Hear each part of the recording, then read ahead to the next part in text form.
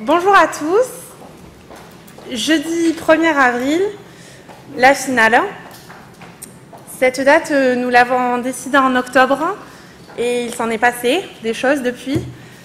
Quand mardi soir, les filles m'ont dit « bon, il faudrait faire le discours », j'ai été prise d'une forme d'anxiété. Anxiété à l'idée que la date cruciale du jeudi 1er avril était désormais très proche. Anxiété aussi à l'idée d'écrire un discours d'à peine quelques minutes pour résumer une aventure de 7 mois. Anxiété de trouver les mots justes et surtout anxiété que cela se termine. Alors je sais bien que je devrais être soulagée, mais c'est plutôt de la tristesse et déjà de la nostalgie qui m'envahissent. Triste de vous quitter, vous, l'équipe, mes gars sûrs, ma team, et quitter ces rendez-vous hebdomadaires du jeudi, quitter tout simplement l'aventure Rhetorica 2021. Ce discours, je le prononce, mais je veux que vous sachiez qui est cette équipe. Derrière les lots, les recherches de partenaires, Mathilde Martin et Alissa Guégan. Vous pouvez les applaudir.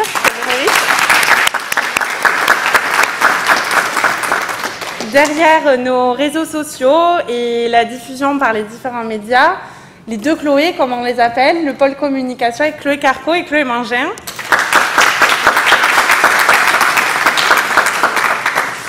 Derrière les vidéos YouTube et toute la partie montage, notre secrétaire, Johan Bertin. Ensuite, notre trésorière, Kumba Ndiaye. Et notre vice-présidente, Manuela Hochkorn. Rhetorica, c'est l'un des 3 projets tutorés de notre Master 2 carrière judiciaire. Il s'agit du projet de Madame Le Labourière. Organiser un concours d'éloquence. On croyait savoir à quoi s'attendre en septembre. En réalité, on n'en avait en fait aucune idée. On a appris beaucoup, on s'est démené, on a eu des hauts, des bas, on a beaucoup ri et surtout, on ne s'est jamais démotivé. Je ne vais pas vous refaire un résumé des années 2020 et 2021. Tout le monde sait à quel point le karma s'est acharné sur le monde entier. Mais il est vrai que la Covid, oui, il faut dire la Covid, parce qu'à l'heure de l'écriture inclusive, c'est très important de ne pas se tromper. Donc la Covid, les couvre-feux, le manque de visibilité, les confinements ne nous ont pas rendu la tâche facile.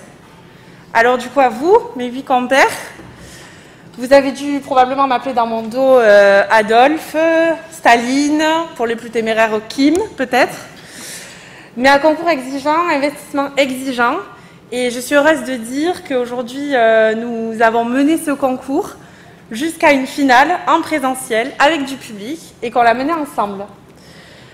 J'ai bien sûr une pensée plus particulière pour certains membres qui se reconnaîtront, qui ont été pour moi un soutien indéfectible et que je ne remercierai jamais assez pour cela.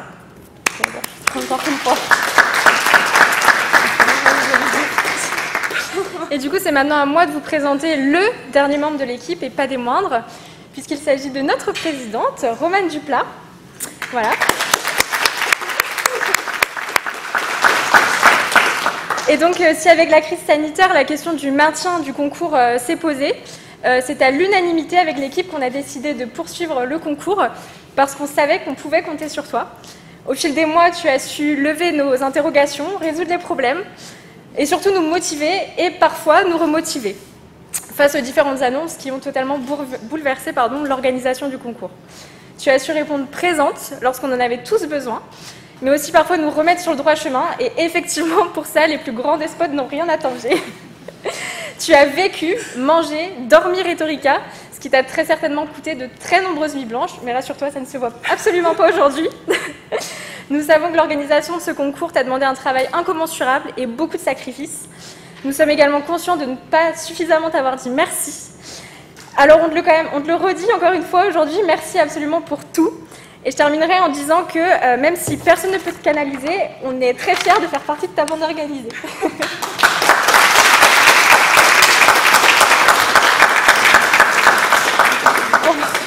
Du coup, je savais qu'elle devait dire quelques mots. Je pensais pas que ça m'émouvrait.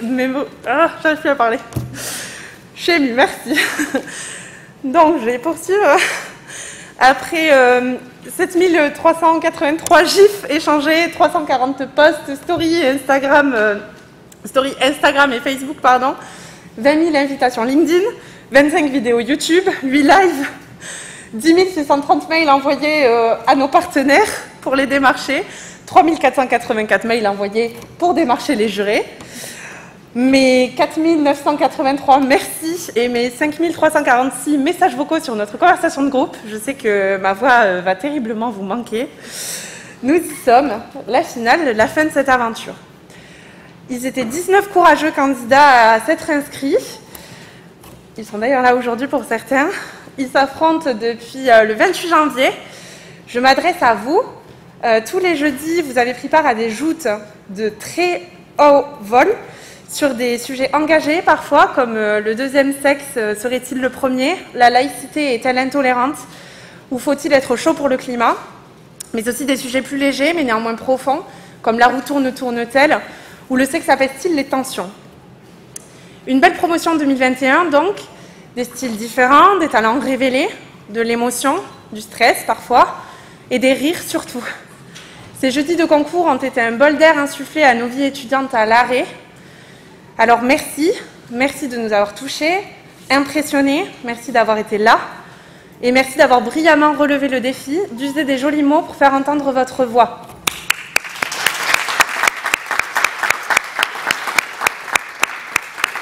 Vous le sentez peut-être déjà venir, c'est le moment où vous, l'auditoire, vous allez vous ennuyer. Mais si vous savez cette chose-là qu'on fait à chaque événement, qu'on est obligé de faire les remerciements, voilà. Alors merci à l'Université du Havre de nous avoir soutenus, d'avoir permis que ce concours ait lieu en présentiel, d'avoir permis aujourd'hui au public d'être présent. Sincèrement, merci. Nous remercions également la Faculté des Affaires internationales pour son aide financière, très importante, parce que oui, tout ça, ce que vous voyez là, ça a un coût. Merci également au Crous Normandie pour la subvention accordée au concours grâce au dispositif Culture Action. Merci à l'Ordre des avocats au barreau du Havre pour leur participation financière et le prêt de 2 robes d'avocats aujourd'hui. Nous tenons également à remercier la FEDELH et le BDE Droit qui ont largement contribué à la diffusion de nos événements. Merci aussi à nos partenaires, la librairie La Galerne, LH Custom, Pitaya Le Havre, Columbus Le Havre, et l'OO, le Local Shop, pour leur générosité en ces temps si difficiles pour eux aussi.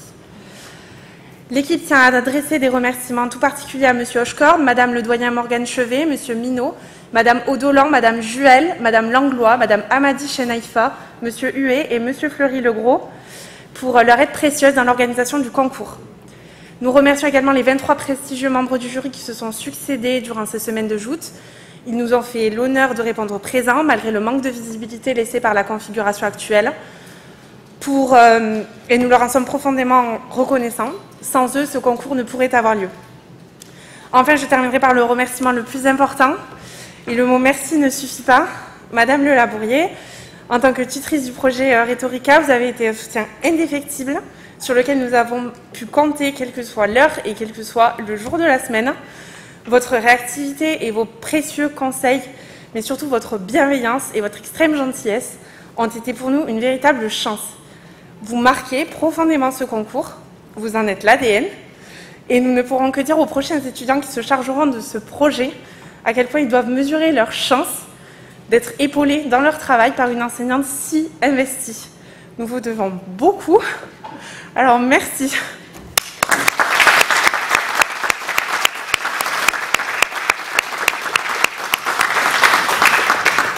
Vous l'aurez donc compris, ce n'est pas pour rien que le jury est ainsi composé aujourd'hui et que notre présidente est Madame Le Labourier, tutrice de ce projet et maître de conférence en droit privé et sciences criminelles.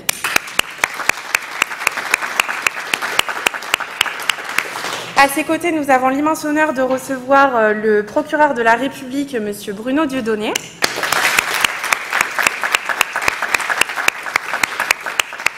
Maître Olivier Jougla, bâtonnier de l'Ordre des avocats au barreau du Havre, nous fait également l'honneur de sa présence. Merci. Monsieur Fleury-Legros, directeur du département droit de la Faculté des Affaires internationales et fidèle du concours, est également présent. Merci. Monsieur le professeur Gilles Le Breton, professeur en droit public et intervenant au sein de notre Master 2 carrière judiciaire. Merci beaucoup.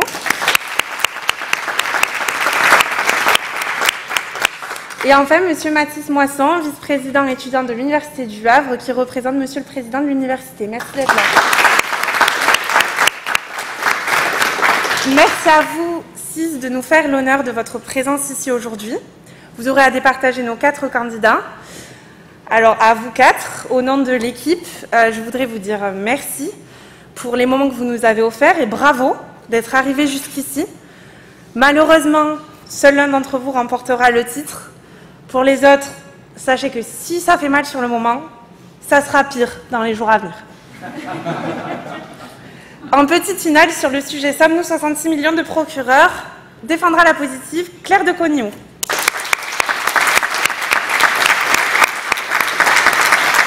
Claire est une artiste, une touche à tout, réalisation de courts-métrages, musique, littérature, aquarelle. Pour la demi-finale, c'est même elle qui avait brodé sur sa chemise les mains de Michel-Ange. C'est pas stylé, ça, quand même. Et elle a aussi un autre talent, qui peut s'avérer très très utile au quotidien, faire vibrer ses yeux. Voilà. Donc ça, c'est quand même vraiment très utile. Merci Claire pour cette précision. Mais ce n'est pas son seul talent, puisque Claire aime aussi les mots, et c'est un usé. La preuve, elle est aujourd'hui en petite finale. Si elle n'osera jamais demander quelque chose au serveur dans un restaurant, cela ne l'a pas empêché, dès 8 ans, de faire le discours de départ de son père dans son ancienne entreprise. Donc cette réservée de nature ne l'est donc pas tellement. Défendra la négative, Pauline Denis.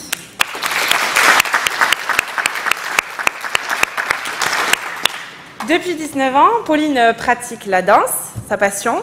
Mais cette année, elle a été attirée par une toute autre scène, celle de Rhétorica. Les jeudis de joute ont été l'occasion pour cette passionnée de mode de quitter son jogging et d'enfin utiliser les multiples tenues de son dressing. Parce qu'être attiré par les vêtements, c'est aussi en commander une tonne, alors que les facs sont fermés depuis 1 an et qu'on ne s'habille pas. Parce que tous ceux qui enfilent une chemise juste pour les zooms, on vous voit. Hein. Alors, Pauline applique à la lettre un dicton. Une journée sans râler est une journée de perdu. Mais ça ne l'empêche pas de croquer la vie à pleines dents. Elle est incollable au blind test. Alors en soirée, mieux vaut être dans son équipe. C'est une enfant des années 90 et pourtant, c'est une fan inconditionnelle de Dalida et de son Gigi Lamoroso. Mais elle ne se fait pas entendre que lorsqu'elle chante à tue-tête. Et sa fascination pour l'éloquence l'a poussée à prendre le micro pour s'exprimer. Aspirant à être la Éric Dupond-Moretti du Havre, je crois, Pauline est là pour se surpasser et donner le meilleur d'elle-même. En grande finale, sur le sujet « Faut-il crier pour qu'elle revienne ?», défendra la positive Kaba Sangaré.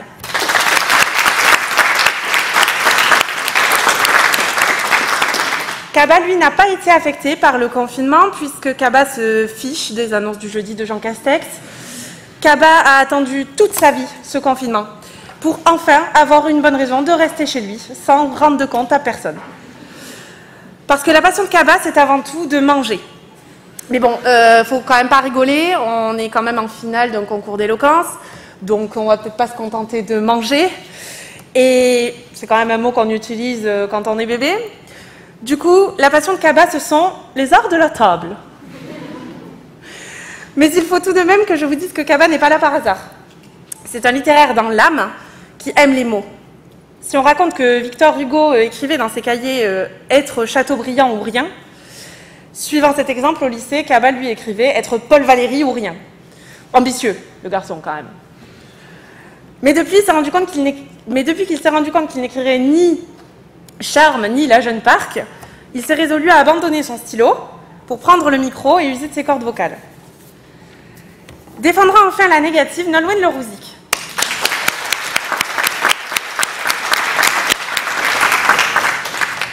Étudiante du M1 carrière judiciaire, Nolwenn ne se destinait pas initialement, comme c'est le cas aujourd'hui, à être François Molins, mais plutôt à être Meredith Grey. Et oui, Nolwenn s'est d'abord égarée à la fac de médecine. Mais après une année qui avait bien commencé, en réussissant le concours du premier semestre en répondant au hasard au QCM, elle a migré en Normandie contre l'avis de sa famille, que nous comprenons et soutenons. D'ailleurs, sachez qu'une ligne d'écoute a été ouverte pour soutenir les proches de tous les gens bizarres qui décident d'aller s'installer au Havre, comme Nolwenn. Si aujourd'hui la robe d'avocat arrive à le cacher, sachez que Nolwenn détient un record. À sa naissance, elle a été reconnue plus gros bébé de France. Mais à force de s'entraîner sur la chorégraphie Single Ladies de Beyoncé, elle est devenue la femme svelte et désirable que vous voyez aujourd'hui. Alors attention, ne croyez pas que, comme nombre de journalistes sportifs, je ne définis Nolwenn que par son physique, ce n'est pas vrai. Nolwenn est aussi brillante et pleine de culture.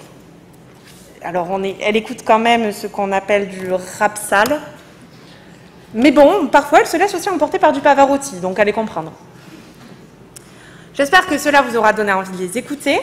Moi, je n'y tiens plus, donc place à la finale.